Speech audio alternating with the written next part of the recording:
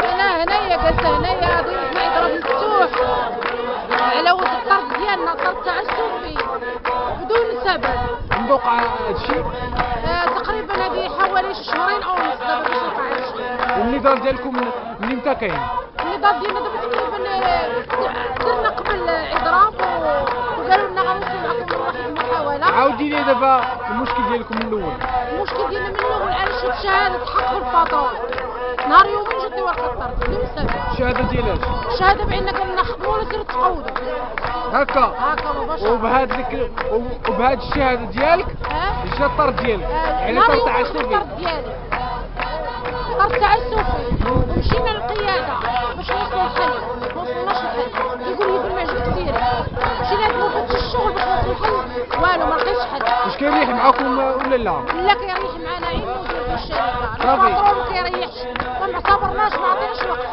نتوما دابا شحال من واحد اللي متظاهر هنا؟ الناس اللي كيتضامنوا معاكم حوالي 170 هكا 150. 150 واحد. نتوما شحال من مطرودين؟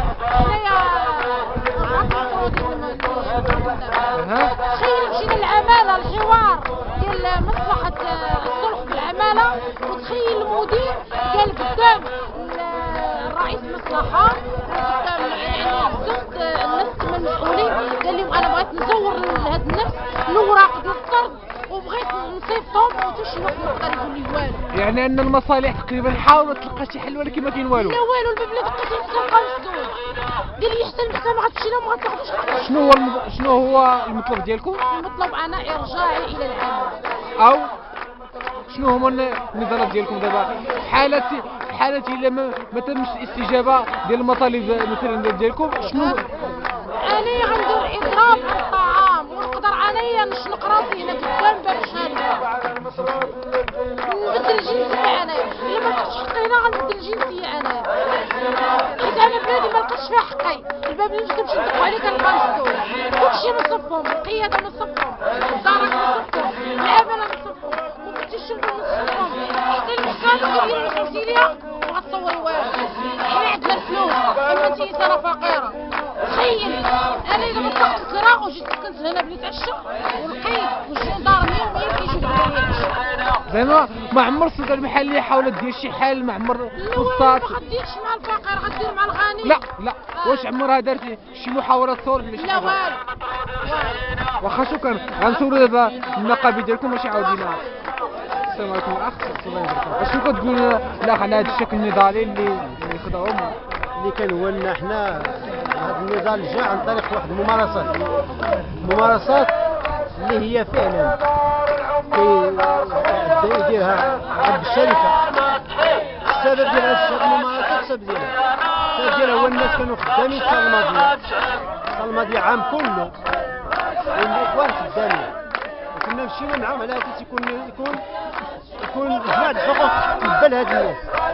مشينا معاه في خطوات وخدامين كنحسنوا الامور شيء فشيء. هو هذا الشيء بحال الترهق، بحال لا انا ما عرفت اش وقع على كل حال، ورجع على اساس انه هذه النقابه صحت خصو هو يدير كل ما في وسعو باش يخرجها من.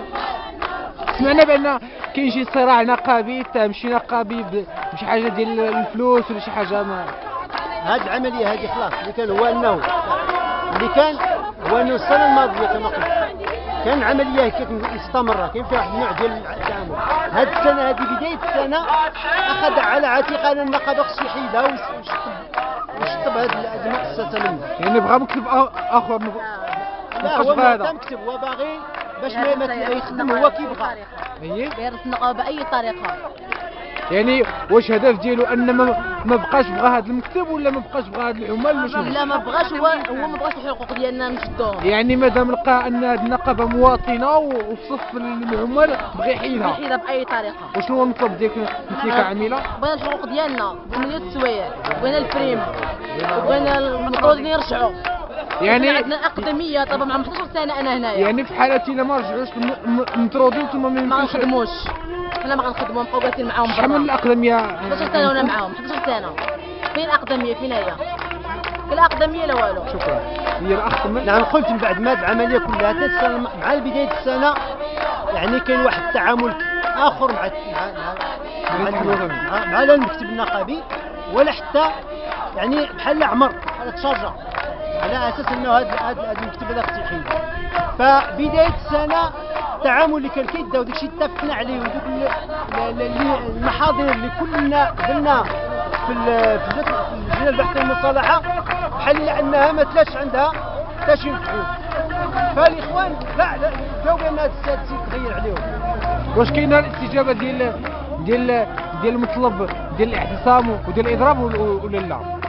المطلب ديال الاستجابه ديال هذا الاضراب. نعم هذا واحد اللي كان الان بدايه السنه، يعني بدايه هذه السنه هذه بالدرجه الاولى عندما وقع ما وقع عندنا على محطات نضاليه كبيره كثيره، يعني هذه ربما المرحله يعني النضاليه الخامسه عندنا على مجموعه النضالات، ولكن ثم عاوتاني مشينا لجهه بحث المصالحه وتعاهد معنا على اساس انه يجي حل الا وينقض ذاك العهد. يعني اللي كنفهم انا من المضربه عن الطعام ومن النقابه ومن العمال ان المشكل بصراحه ماشي في السلطه ولا في العمل، الاشكاليه كاين في رب العمل اللي ربما يعني فاضل كاس. صافي هادشي اللي كاين. اخر كلمه ديالكم؟ اخر كلمه ديالنا هو اننا عندنا لجنه بحث المصالحه الوطنيه في الرباط ياك اللي وصلنا لها الان نهار الاثنين من 10 الصباح ان شاء الله، ونامل ان يكون هناك فضل حوار ينتج على حل ان شاء الله. شكرا.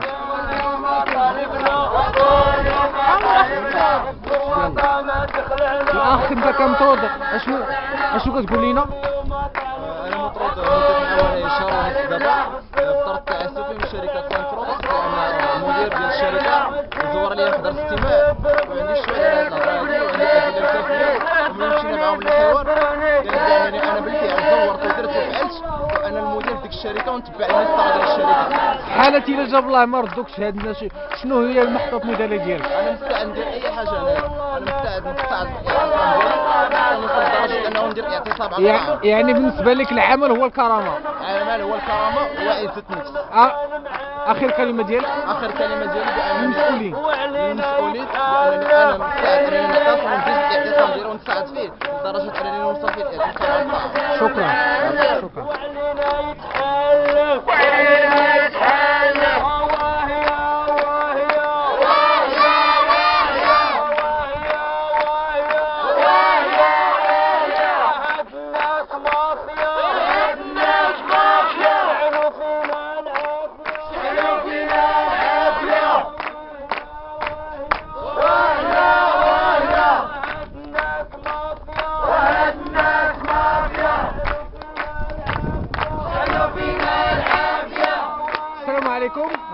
انتم كحقوقيين بغينا الراي ديالكم في هذا الاعتصام.